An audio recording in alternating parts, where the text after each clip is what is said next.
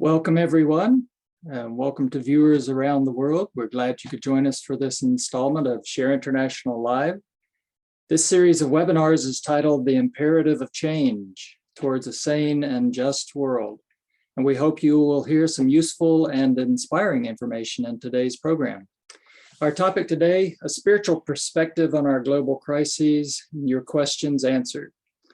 But first of all, I'd like to refer our viewers to various Scherer International websites for background information and information about our magazine, Scherer International Magazine. There's also a specific website where you will be able to view past installments of these webinars. Today's program is structured a bit differently than previous webinars in that our panelists will be focusing on questions that were sent in during past programs. Of course, if those of you with us today wish to submit additional questions, please feel free to do so. We just ask that you be as succinct as possible, and we'll do our best within the time frame we have to answer those questions. We'll show this slide again at the end of the program. But before we go any further, I'd like to introduce our panel for today. Joining us from Amsterdam is Felicity Eliot. Felicity has been with Scherer International since 1976 and is chief editor of Scherer International Magazine. From France, Luc Guillory, who has been a volunteer with Scherer International since 1988, and he's been working in the real economy and international business for more than 30 years. Also with us is Megan Scherer, a longtime volunteer with Scherer International, and she lives in New Zealand. And my name is McNair, Ezzard. I've been a volunteer with Scherer International since 1981. We chose the topic for these webinars, the imperative of change towards a sane and just world, because many people are trying to make sense of the state of our world. We've come to an impasse as to how we can address the many crises facing us. And if the past few years taught us anything, it's that all life on Earth is related and interdependent. And if we are to have any hope of saving ourselves and our planet, there is an imperative for change. And the old ways, obviously, are no longer working. Today, our panel will be focusing on the types of changes that are needed to our economic and social structures that will ensure everyone's basic needs are met, what is needed to avoid environmental disaster, who is the world teacher, and how will his ideas help us create a world that works for everyone. But before we go to our panelists, I'd like to tell you a little bit about Scherer International. We are a worldwide group of volunteers drawn together by our response to information presented by British author and esotericist Benjamin Creme. Mr. Creme was a student of what is known as the Ageless Wisdom Teachings, and for over 40 years, he traveled the world sharing his information about the coming into the modern world of Maitreya the World Teacher and the Masters of Wisdom. This world teacher and many of the masters are with us now in the world. And Benjamin Creme worked in close cooperation with one of the masters who provided him with the extraordinary information that we continue to make available to the public. Maitreya the World Teacher is not here as a religious figure or to start a new religion. He's a modern man concerned with modern problems. He and his group, the Masters of Wisdom, are here to guide us in making the needed changes and to inspire us to discover and manifest our divinity. They will help, not by infringing our free will, but by offering their insight and wisdom. And if we choose their help, we can change the world. So I'd like to get the ball rolling by turning to our panelists now and dealing with some of the questions that came in before and hopefully some of your questions today. Felicity, I'd like to throw the first one your way. And Benjamin Creme spent a great deal of time talking about sharing as the solution to our economic and social problems. I'm wondering, what possibilities do you see that a sharing system could be implemented in today's world? I think, first of all, we have to talk about and perhaps define for our viewers what precisely we mean when we talk about sharing, because I know that some people hear the notion and begin to think that it might somehow involve them making direct money transfers to someone in need somewhere. So we're not talking about aid, that's number one. Two, we're not talking about robbing Peter to pay Paul. So it's not that either. What we mean when we talk about sharing is actually the equitable redistribution of the world's resources so that everyone has an opportunity to have the basic necessities for a decent life so that everyone can flourish. And why this is so important, and it is actually one of the pillars of Maitreya's teachings, and we'll, I'm sure, speak at some point today about who Maitreya is and why this is such a central message for him and for us in Share International. It is the notion that all of us need to have the basics in order to have lives which are creative and which also reflects a natural phenomenon, which is that we are all connected, we're all interrelated. More and more people are realizing this. So this new system is something which should reflect an inner reality and also a sort of a social reality. We've learned through the last 2 years of the pandemic that if one person is not cared for and not healthy, it can affect others. So we've learned the interdependence and interconnectedness of us all. Mm-hmm. So sharing, if we begin to implement this process, a new economic system, it will bring about a lowering of tension, which we certainly need in today's world, a lowering of tension, a lowering of the competition and every evil that comes from that, every ill that comes from competition rather than cooperation. And when you have that, you have a system based on trust and respect and tolerance. And then you can begin to deal with all of the other problems in our society, because I noticed you said in your question, social problems as well. So the economic new system would bring in the possibility of a completely different social system and a way of relating to each other.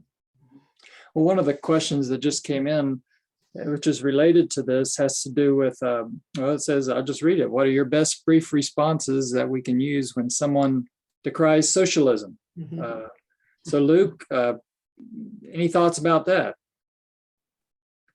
So are we talking about socialism? I'm reading the question at the same time. Can use when someone decries socialism? Well, the question of socialism is the question of isms. One of the problems we have is that we have so many isms. The last 2,000 years have been the era of Pisces, and there has been a growing number of ideologies during that period because humanity has progressed a lot from the consciousness point of view, and humanity has become more mental. And so we have had a number of ideologies like socialism, capitalism, communism, and even religions are to some extent also isms. The point is that we have seldom, and we have very often, we have bought those ideologies with fanaticism. But we have never implemented the core idea behind those isms, behind those ideologies. And that's a big difference today as we are entering the age of Aquarius. It's an era of where we will be more practical, more there will be a greater synthesis. And it means that whatever you may call socialism, and we could speak for hours about what socialism is, so let's not divert our road, but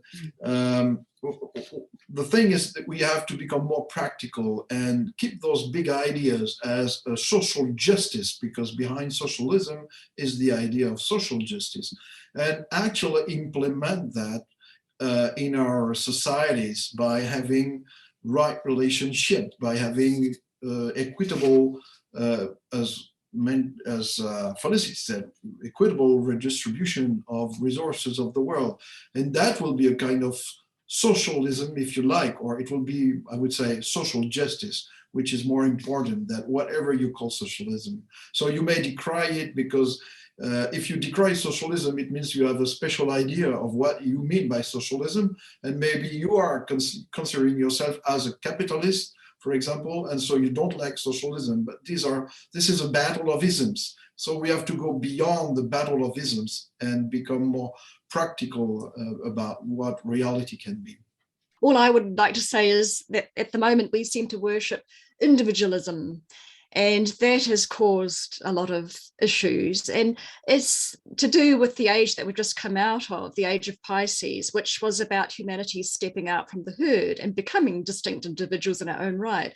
So I think it's very difficult for some people to then change your attitude to thinking about the group, about humanity. I think we need to, as Luke said, go beyond this and ask ourselves, what makes us happy? What do we want?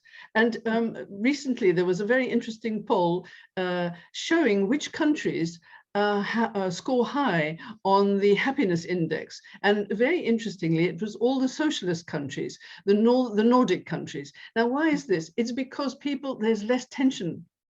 People trust each other more. There's less tension psychologically. There's less tension socially. You do not have the great gap between rich and poor. And if I may say, we've never really, I mean, yes, as Luke said, we can talk about what socialism is for forever. However, what I think we need to look at is what makes us happy? What does a human being need in order to function, live a decent life, look after his family, her family, be creative, and add to the common good? And I think the question that it always has to be, what is for the common good? If it serves the common good, it's good enough for me. And I think that we should really think in those terms far more than the socialism or communism. But I'd also like to add, people are now seriously talking about, and this is serious economists, that we are actually now in a post-capitalist world. And capitalism actually endorses the idea of greed and selfishness. Capitalism simply means I amass for myself, and never mind the 99%.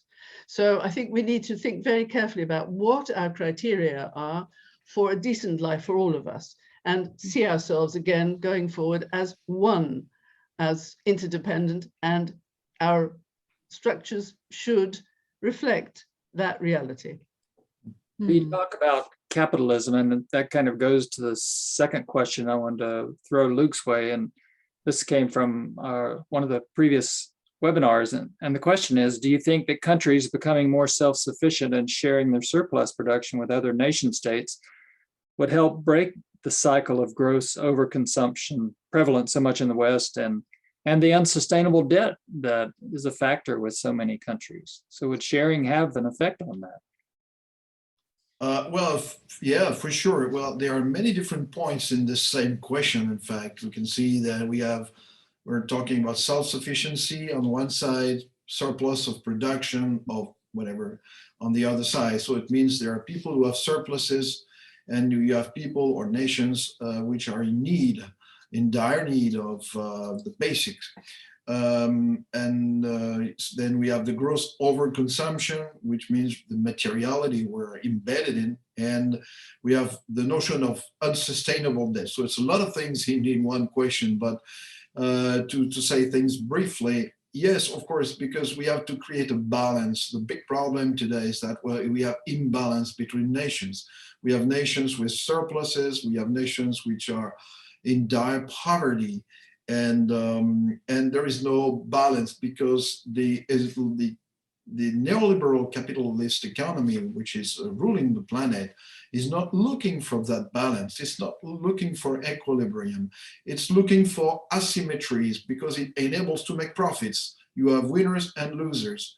And so what we need is a totally different layout of the economy. We need, as some say today, yesterday, UNCTAD released some press release, and they said we need a new Bretton Woods agreement, something like that. So it means whatever the names, whatever is inside, we need to create a new layout of the international economic financial system where you are looking for balance, where you are looking for equilibrium and this fair distribution of economic flows, financial flows. And of course, yes, when you have surpluses, we should have the possibility to channel those surpluses to the countries which are in need. And so many developing countries, or so-called developing countries today, they lack the food, they lack the infrastructures, they lack electricity, they lack energy, they lack everything. If you go to Central Africa, you can see that they lack everything. So there is a huge effort to be undertaken by the international community in order to change the rule in the economic system and allow these countries to, become self-sufficient in time. And until they are self-sufficient, we need to bring the flows of surpluses of production of goods, energies, technologies, patents, whatever, to those countries for the sake of the development of the basics for their own population. So, and the fact of debt is another thing. It's brought about by the system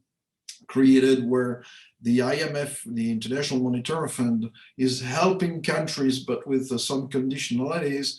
And giving money, but there is a revolving debt out of which it cannot go out. So this is a huge issue. It's not something we can talk about very simply and briefly, but yes, of course, part of the debt of the developing world should be just cancelled because there is no way they can pay it back.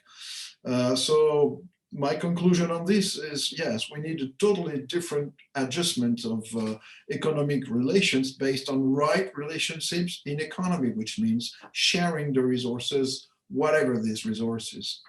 Well, when you talk about equitable and surplus distribution, what pops into my mind is what's gone on with the distribution of the pandemic vaccines around the world, where the developed world has most of the vaccines, but there's people in the developing world who go without. And I'm wondering, have we learned anything from the pandemic regarding this idea of sharing and justice? And what have we learned from it? Megan? Yeah. I think we are still in the process of learning from the pandemic. I still feel like we've got a way to go. For example, we haven't had an equitable distribution of vaccines or the ability to manufacture vaccines. And there are many countries where there's less than 10% of the population that are fully vaccinated. And I think from that, we are already seeing that has a detrimental effect on us all. If we don't share, so everyone has equal access to whatever it might be, whether it's vaccines or food or technology and so on, we have a disparity, and therefore that creates friction, it creates suffering, it can lead to terrorism and to war. So it is in our own best interests, wherever we live, to ensure everyone has equal opportunity to have access to such things. I think we have seen some positive developments, though, haven't we? Well, I think people have begun to have much more of a sense of their interconnectedness. I think that is beginning to dawn on all of us. But as you say, it's the beginning, I think, the beginning of this process. But, Maitreya, who we've mentioned in passing, the world teacher, has said that all change takes time and takes a lot of time, as we see. I mean, we look at how long have we known about the ill effects of, for example, tobacco, and yet it's taken us decades to get to the stage we're at now, and so on and so on. We've known about a lot of things that are detrimental to our health or our well-being, and yet it's taken, as I say, decades to get to some sort of solution which we can all agree on. So I think we are starting to learn, but it's a slow process, and I think we're still very much in it, as you say. And not everybody wants to be vaccinated, we know this, but at least there should be equal access for those who do and who need it. Yeah, I can understand that there's quite a divide between, for example, I mean, this is quite an issue at the moment in the news, that there's people that refuse to be vaccinated for various reasons. And I can actually understand in many instances that it stems from distrust in government, distrust in authority of any sort, because they've had bad experiences in the past. I mean, our governments haven't always been straight up with us. They haven't always done the right thing by the people. We need to look at changing our very systems of living. I mean, economically, as Luke has been talking about, there need to be some major changes so that we're putting people first rather than profit. It's no wonder there's so much distrust. Well, about the things about vaccines and sharing of vaccines, I don't know if many people know that a country like Cuba has been developing a few vaccines, but you know, they have not been allowed to reach the international community because the media are not talking about this. They are talking about the American ones. And so you've got big corporations who want to derive the biggest possible profit out of this situation, but they have not shared their vaccines with whatever other therapeutic solution. It has not been shared with the rest of the world. And if you have other countries developing their own vaccines, it will take them years before they are being accepted because they are from Cuba and not from the United States. So we have still this capitalist view of that's mine and I want to take the biggest profit out of it. Though, of course, the United Nations are trying through the World Health Organization and the COVAX facility to bring a bigger cooperation, a better cooperation, give fund and try to distribute vaccines and maybe other solutions to poor countries. But this is still a long way. And this is really disappointing to some extent because it should have gone much farther. And a country like Russia, for example, offered to share their vaccines much more widely, even in Europe, but they were denied this possibility. So it's still a long way. I mean, that's one of the drawbacks of the capitalist system is the bottom line is the bottom line. It's not helping people and serving people. So when the profit motive is out there all the time, you're going to have this inequality of distribution of things like the vaccine. Let's move on so we get through a few more questions. Felicity, it seems one of the questions relates to how this is all going to transpire. It seems like it's going to take a massive change of heart, a change of consciousness, and how will Maitreya and the Masters help this to happen? That's the huge, that is the question, isn't it?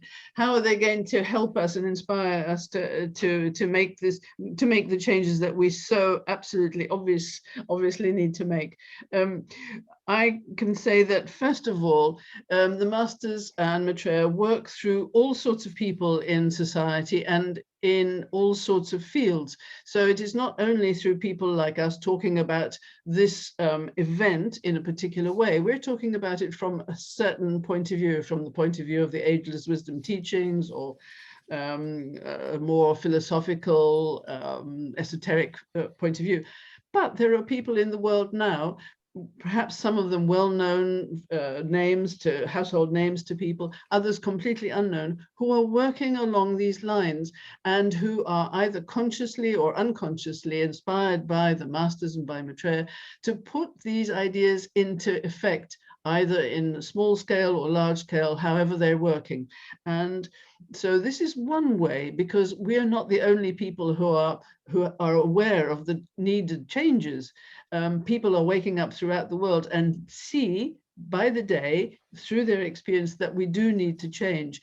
The Masters also send enormous energies into the world, which are helping to change the hearts and minds of people. They say, Maitreya himself says, allow me to work through you. That is to say, his energy, the beneficent energies that are pouring into the world now. And if we take those and apply them and help in some way to be of service to humanity. That sounds very grandiose. You can start locally and start working to, for example, change the ecology of your local area, or you could work with people, perhaps mayors, to change local regulations in your city and so on. All of us can work at some level to make changes. That's, I think, I'm sure the others want to come in on this, but yes. Yeah, I remember, I think Maitreya says, well, I'm sure he says this in many different ways, but essentially that the young will lead the way, that they are the voice of the future, and they respond most readily to the new energies that are streaming into the world. I think you I should also add the young at heart. Thank you very much. I knew you were going to bring that up. Yes, because I can't bear putting the whole burden on the youth. No, I would find it extraordinarily unfair, but please do go on. Yes. But generally speaking, they are more open to the new times and the new energies. They're more flexible in their thinking and more able to tune in intuitively with the need to share, the need to see ourselves as one. We have to move away from the old attitude of them and us, which we see very strongly demonstrating at the moment in the world in many different spheres, and move to a society where we acknowledge our oneness, despite our differences, despite our different ways of seeing things, different backgrounds. At heart, we are one. And it's really a pragmatic way of seeing the world. If you don't share, we all end up, suffering from that. So it's essential that we ground these wonderful spiritual ideals that we've developed in the past 2000 or so years in our very systems of living. We're at a crossroads, really. Either we carry on the way we are and destroy ourselves, or we listen to what Maitreya and the masters are saying and what all great spiritual teachers have said. And we really need to see ourselves as one family. That's, I think, the essence of it. And then it will be easier for us to see how the need to change our very systems of living. Just to add up on what you said, I think she's right when she's talking about youth, because in the way that we know from the esoteric teachings that at each time souls incarnate which are equipped to solve the problems of that time, we must not forget that we are souls first and foremost. And so we are incarnating. And so now many souls incarnating in the world are souls which can deal with the energies of Aquarius and which have already the sense of unity, of synthesis. They don't recognize themselves in the present society as it is being organized. And so they want something different. They don't have the flag, they don't have the inspirer, maybe not yet, until Maitreya is out, but openly. But they are already orientated in that. They are already ready to make these changes. So she's right in saying that the youth are different because they are incarnating in big groups at the moment, and they will be able to manage these changes. Well, yeah, kind of a related question that we had several of these was how can youth or anybody make a difference in today's world? And I thought about, one of Maitreya's messages through Benjamin Creme when he said, take your brother's need as the measure of your action and solve the problems of the world. I mean, Benjamin Creme used to say, there's a whole world out there that needs to be helped, needing to be served, and each person should find the area of service where they feel most drawn to and just get busy. It doesn't have to be a worldwide mission or some grandiose performance or on the national world scale stage. It can be something, and probably will be something on a much smaller scale, but it's important to remember that there are countless others in the world who are working in their communities, and together all of this action can bring about change. Those who've been volunteering for Scherer International, for instance, have taken it upon themselves to share this information about the presence in the world of Maitreya and the masters and about his priorities. And so if a person feels so inclined, he or she can take up this service. So there are a lot of avenues for service out there for people. Each person just has to, get busy and not spend such an inordinate amount of time just thinking about service, but actually doing service. That's the key. I think it's also important to realize that we can work together with others. We're not alone in all of us. People who ask this question obviously are responding to a sense in themselves of wanting to help the world, seeing a need to help. And the best way to do that, of course, is to join with others, to work together and to make known your demands for a better world, for a just and peaceful world, for a safe world for us all, and so on. So work together with people. We've sort of half touched on it. Work together with others. to help the planet. The planet is in dire need, and we all need to put some effort into doing something to save the planet. So it might be locally, or it might be on a grander scale. It might simply be by donating. But I think the thing to remember is working together. And that has been referred to very often as the voice of the people power. And I think that we see the extreme importance of that now in today's crisis. And I mean, literally today's. So speaking of the environment, I mean, obviously that is a major world crisis. And wouldn't it be great if we could treat the environmental crisis as seriously, or even more so, as we are the pandemic?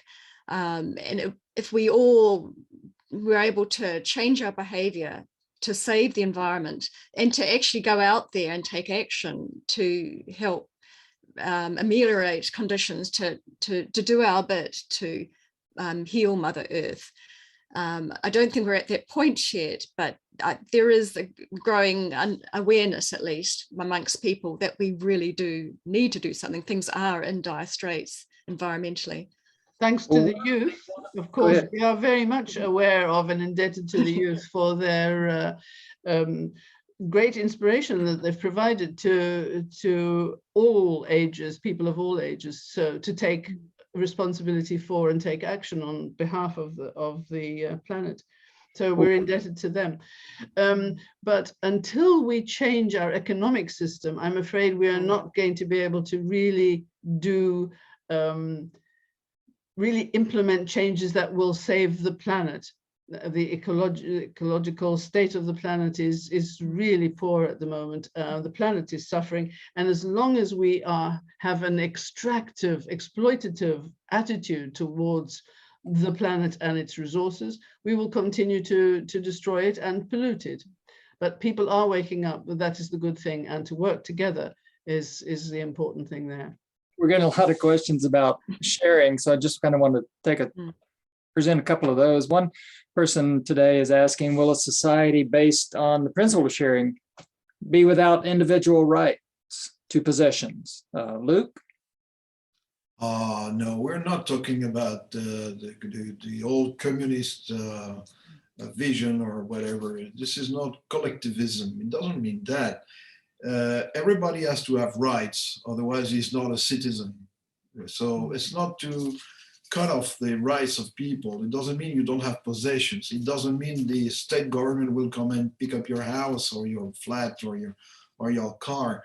It means at the macroeconomic level, we have to share the surpluses and make them available to countries in need for the staple food, for example, for the energy, the infrastructure. It means that you have to help those countries not to enslave them in a system where they have to export their own raw materials at the lowest possible price and pay their debt, and then they get some investment by companies who want to develop things in their countries but bring back all the profits, use the people at the lowest possible wages and so on. This is not fair. This is inequality. This is what we're talking about. We're talking about the food which is being rotten in warehouses in the world because it helps maintain high prices at the stock exchange. Well, we have to bring that food to the countries in need.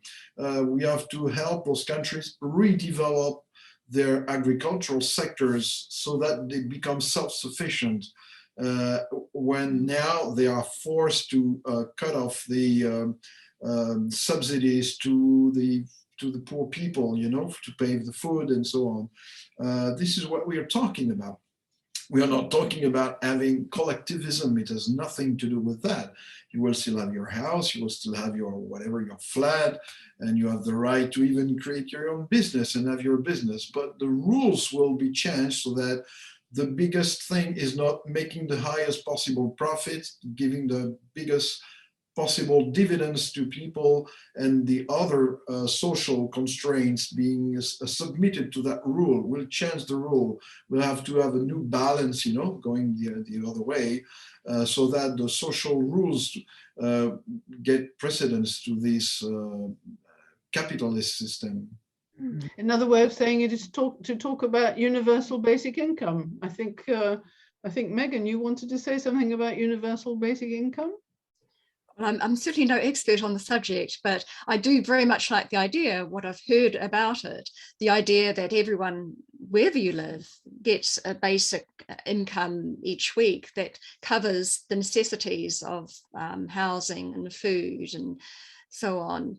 That would certainly go a long way, I think, to reducing the stress that people are under at the moment, and also give people more respect. They will feel better within themselves, that they are able to put food on the table for their children, for example. But regarding UBI, I would be careful, because there are different notions of UBI.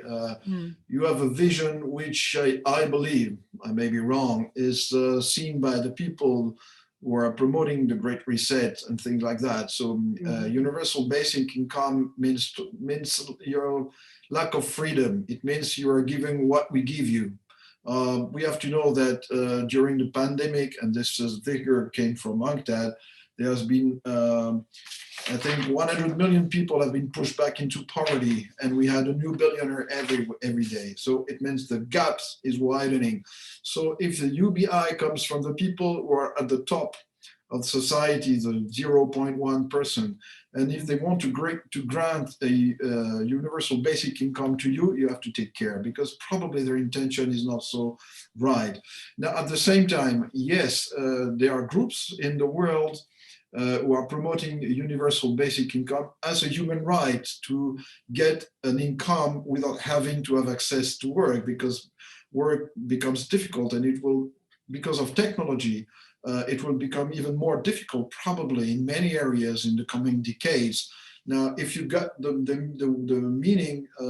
means to live your life correctly without being forced to work because you don't have access to work, then yes, it's a good thing. And there's a network called BIA, it means Basic Income Earth Network, which is promoting, which is a gathering of number of groups and of civil society, and they're promoting that idea to many instances, to the United Nations, to even to the Davos Forum. And so far the Davos Forum has departed from their project, because they don't have the same vision of what a UBI could be precisely. But yes, I think you're right in the way that sooner or later, everyone will have to be given an amount of money or an income that will allow that person to get the food they need, to get the the basic needs they have for everyone, which are the same. Now, the way it could be implemented can be very different. I remember reading in one of the master's articles that we need evolution, not revolution. At the moment, we have a lot of people that are in that sort of revolutionary mode. But essentially, I think what he is saying, that you can't force change. You really need to get everyone, all the respective parties around the table, discussing the issues and agreeing that certain things have to change. And until that happens, then obviously we're stuck in this particular situation. Actually, I wonder if it's all right if I just go back to one of the questions that have come in. It says, again, about individual rights. And I think that's a big issue we have at the moment. People promoting freedom, that they have the freedom to do what they want, but not seeing that they are part of a collective, but also but fearful of the idea of being part of a collective, that they would lose their individuality and lose the freedom they have as an individual. And I'm just wondering if we could perhaps talk a little bit about that, because I think that's quite important with what's going on right now. Well, there's always this clash, a point at which these things clash, where you have people demanding their individual rights and freedoms, and at the same time not being particularly cautious or careful to consider the rights of others. So it comes down to a question of responsibility and being related to others and taking cognizance of the needs of others, and at the same time managing your sense of freedom. Now, freedom does not mean a free for all. And so it's not for the individual to set himself or herself apart from everyone else and claim his rights at the expense of others. So we've seen it become quite a factor, a deciding factor in politics in certain countries, and in economics, definitely throughout the world, and in the way we've handled, for example, certain approaches to the pandemic and so on and so on. So this idea of the individual's freedom and responsibility to the whole is an interesting question, and we have to learn that with freedom come certain responsibilities, and they're the responsibility to the community, to the whole. I think it's a pity that in our educational system, we haven't been taught morals and ethics. And so we haven't been brought up with the idea that we are part of a larger whole. And therefore, we have a lot of distorted ideas of what freedom is. And it's something that we all have to learn, I suppose. And with the presence of Maitreya and the masters, we will recognize, we'll have a much more balanced perspective of our relationship with each other.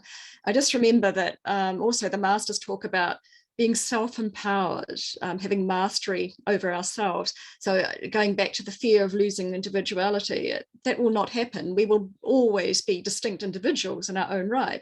But the challenge in this new age is to work together as a group.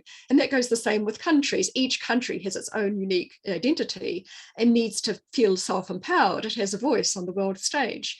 And yet we have countries that override others and drown those voices. So we really need to start to look at each other and how we treat each other, and all feel the ability to feel empowered, to speak up, to have a voice.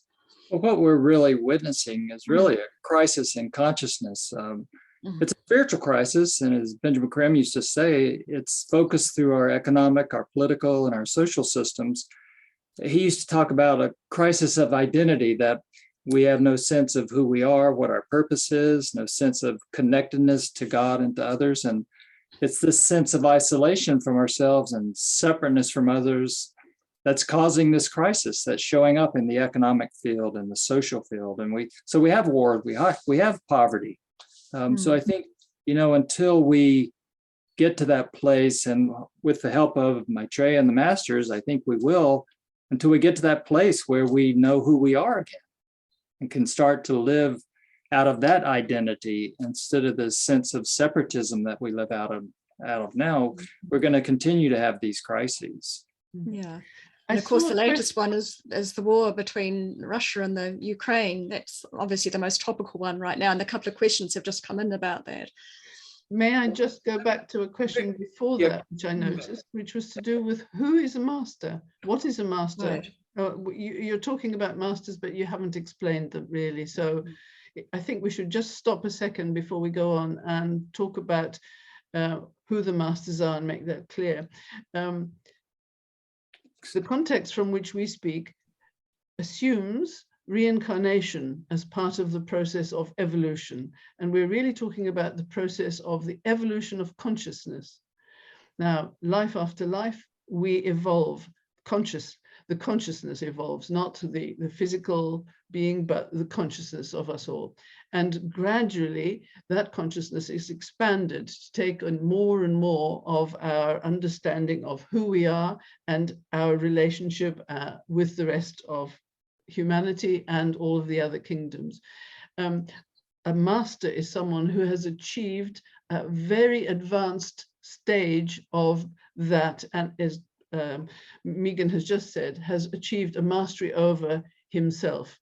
And that is where you see the soul or the spiritual nature of the person comes to the fore and is totally at the, that is on, as it were, on show. It is the person becomes the embodiment of his or her spiritual self, and they are the embodiment of their spiritual self. They have mastery over themselves, and many of the masters have remained to serve this planet and to serve humanity and various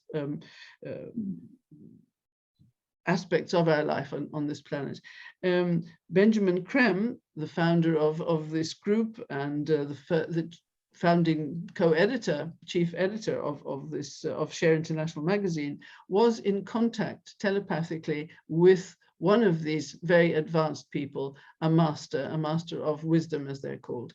And it is from that master he received all his information, which we're making available. And I must stress, it is information. It isn't a religion. It's not a philosophy. It is simply information for people to consider. And we hope that it brings some insight into the past, and also gives people perhaps a key to understanding what's going on now in the world, and points a hopeful direction into the future. It's important too, you know, we've been talking today about political, the economic, social, environmental issues, but Maitreya and the masters are also here to teach humanity who it is, you know, that we are more than just this physical, emotional, and mental body, that we're really spiritual beings. I forget who said it, having a physical experience, you know, emotional experience. And he's here to help humanity come into that realization, and as part of his purpose. Yeah. It's probably also worth mentioning that Maitreya and the Masters of Wisdom won't just wave a magic wand and solve all our problems for us. They are here as guides and advisors, as you said, McNair. It's up to us. We made the mess. To put it very basically, we need to clean it up. And it is part of our evolution. By taking action, by rectifying these many wrongs that we have in the world, we will evolve, and we will become closer and closer to self-mastery, and one day ourselves reach that elevated height of being a master of the wisdom. But also with the masters, we've got to remember that they are not these grand figures removed from humanity. They are very much like our brothers. They are at our side. They are very humble beings, and they will be here 40 ultimately. I think there's about 15 so far who are living incognito near major cities around the world. They will help us. They will motivate us to change our systems, but it's still up to us. It is our choice. So it will take time. It won't be an overnight thing, but it will speed up, I believe, with their public presence in the world. I just want to be mindful of our time. We've got 10 minutes left, and usually use the time judiciously. And one of the positive things that Creme used to talk about quite often was this idea of people power. And I'm wondering if, Luke, could you talk about that? What is people power, and what does it mean? What relation could it have for helping to bring about these economic and social, political changes even? Well, people power means people realizing the value of their own identity, of their own individuality, as being fully citizens of the world and of their country, having the right to decide what matters much to their life, and at the national level, and as a citizen of the world at the international level, by representation by their own country, of course. So it means that people must implement their will to make the changes. We cannot count, basically we cannot count on the politicians to bring the changes, because they want to rule, and they prefer the status quo than a big change where we don't know where we go. And so people have to put their will forward and say, what we want is a different society. We want justice. We want equality. We want to have the rights. We need the rights, the liberty, the rights to opinion, and so on. But they have to act upon that. Look at what happened in the Arab countries a couple of years ago, where people would rebel against the tyranny of the dictators, and And so this is people power. People power means we realize that we have a value and that we are the people, and that those who rule the country should rule the country to the benefit of the people, not to the benefit of whoever else. And that will change the world. One of the Master Decay said that it will be the man in the street which will change the world, not some specific leader here and there. Well, it can help. It can be very helpful if there are some, but it will be the common people, because they have evolved to an extent where now they realize the value of their own individuality, and they claim their rights, but now they have to act upon that. And this will, yes, this will create the capacity of change in the world. I think we're seeing an indication of people power when we look at some of the responses we're starting to see in regards to Russia and Ukraine. And since we've got a number of questions in relation to that, I wonder if you could take a stab at that. Like somebody asked, is this an opportunity for Maitreya to come forth? What's our thoughts about the crisis in Ukraine? Felicity? Yes, I do believe it is a possible, it does offer a possible opportunity for Maitreya to come forward. And I'd like to link it back to what Luke's answer he's just given, which is to do with the power of the voice of the people. And that is one of the, I believe, I'm speaking completely subjectively at the moment, but I believe one of the factors which will help us out of the current crisis in Ukraine and with Russia is the power of the voice of the people. There is extraordinary heroism at the moment being shown throughout Russia, because people are actually taking to the streets knowing that they could be very easily sent to prison for a number of years and never be seen again. So there's extraordinary heroism, and people are trying to come together. And of course, that's happening around the world. So in Argentina, from Argentina to Germany to all over the world, in Paris today, and so on and so on, there have been huge demonstrations of people calling for the rights of the people of Ukraine to be respected. So that this is one possibility that might help.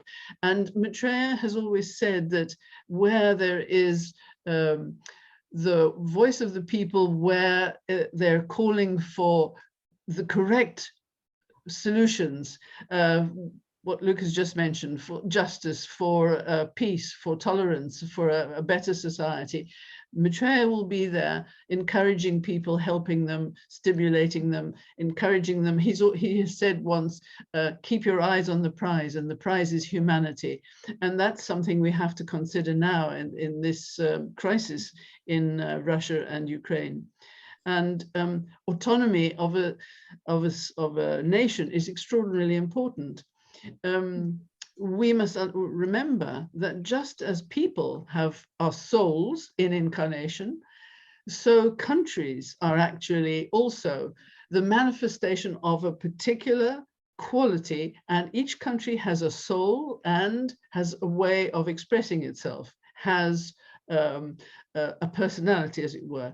And these souls, or these countries, individual countries, must be respected, so that we can. And at the moment, I see that there is a tendency to want to ostracize Russia. I think that is correct for the moment, but at some point, when the chaos hopefully has died down and we have come to some sort of standoff, and perhaps even